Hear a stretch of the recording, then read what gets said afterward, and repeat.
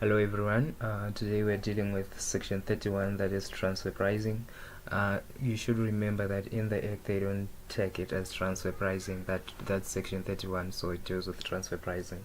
So the important thing that you should note on that section is understanding what an affected transaction is, because if you don't understand that, then it's critical and it can prove fatal when you're writing the exams, because you apply incorrectly or you don't know what to apply when. So it is important that you understand the definition of an affected transaction.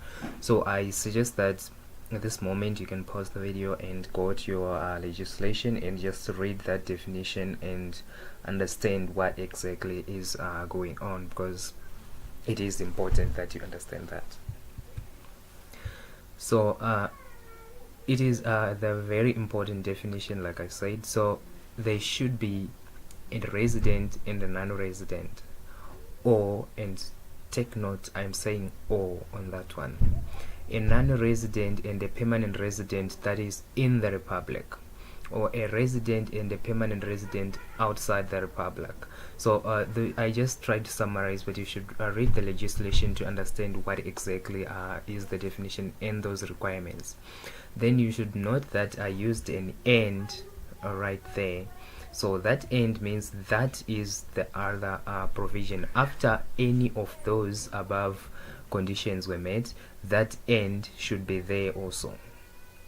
So moving on, the two persons, that is the second condition. The two persons should be connected persons, and there is a term that is not at arm's length. That is, in that agreement that they are having, that agreement is not at arm's length. If that agreement is at arm's length, then we are fine. But if that agreement is not at arm's length, then section 31 kicks in.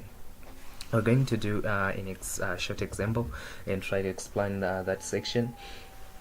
As far as I remember, we only have to do up to subsection 4, but if you are required to do more than that, those remaining subsections, just let me know and I will explain them as well. So that is our short example.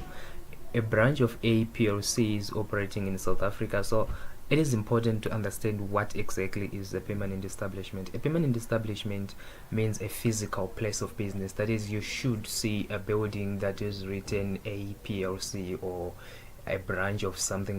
They should be a physical place of business. That's a permanent establishment. So you should know exactly what a permanent establishment. You don't have to memorize that definition, but you should be able to identify if there is a permanent establishment. So a branch is usually one easy example of a permanent establishment. It doesn't have to be a subsidiary, just a branch of operating in any other country or any other place. That's a permanent establishment as defined in the tax legislation.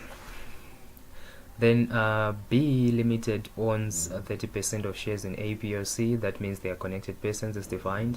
You also know that the definition of a connected persons is redefined in section 31. That means you should apply that definition instead of the section 1 definition. In 2019, B Limited sold stock to A PLC branch for 500,000. The market value of the stock was 650,000. B Limited is a resident. Right, is the transaction an affected transaction as defined? Let's apply our legislation there. I didn't put an answer for this one, so let's think it through together. So the definition of an affected transaction, it says that transaction, operating scheme, agreement or understanding has been directly or indirectly entered into or effected between or for the benefit of either or both 1. A person that is a resident and any other person that is not a resident. So that one applies there, but still we can apply the other one. A person that is not a resident and any other person that is not a resident that has a permanent establishment in the Republic. So that section applies where both people are not a resident, but one of them has a permanent establishment in South Africa. So it also applies that way. So that transaction is an affected transaction, but there is one more thing that we should apply, that is subparagraph B. The term or condition, operation or scheme, agreement, understanding is different from any term or condition that would have exist if they were dealing at arm's length. So you should also apply that arm's length condition in order to apply that transaction. Then what are the tax consequences? The first consequence is that we ignore those conditions and apply as if the transaction was at arm's length.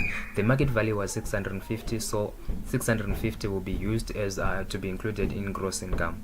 Then the second adjustment, since the beneficiary or the person selling is a company, then we deem it as a dividend in specie. A dividend in specie is the company will pay the tax, so we need to make sure that we also charge them dividend tax, the 20%, which is they are liable to pay that 30,000. That it is deemed to be paid at the end of 6 months after the date of that transaction, after the end of the year of assessment. So it is also important that you understand that too.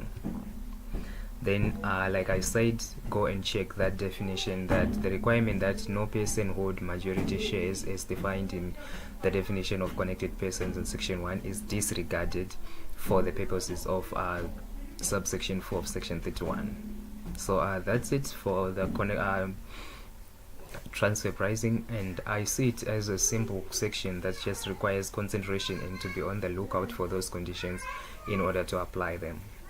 So thank you very much for watching, and see you next time.